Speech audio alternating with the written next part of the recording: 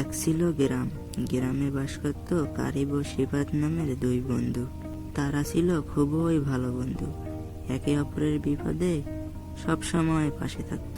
একদিন তারা চায়ের দোকানে চা খেতে খেতে গল্প করছিল। চা খেতে খেতে এক বন্ধু বলল, চল আজকে কোথাও ঘুরতে যাই। তারপর দুজনেই ঘুরতে বের হলো।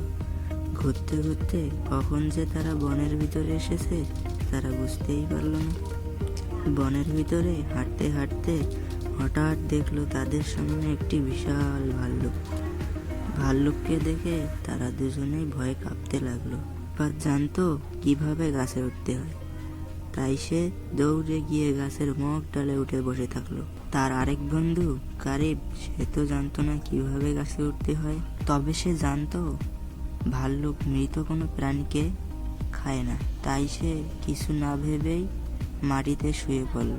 ভাল্লুকটি কারিবের মুখের কাছে এসে তাকে শুকতে লাগলো, কিন্তু কারিব তো খুব ছিল চালাক, সে দম বন্ধ করে শুয়েছিল। ভাল্লুকটি তাকে মৃত ভেবে সেখান থেকে চলে গেল। সকল বিপদ কেটে যাওয়ার পর সিফাত গাছ থেকে নেমে এসে কারিবকে বলল, আচ্ছা বন্ধু, ভাল্লুকটি তোর কানে কানে কি বলল?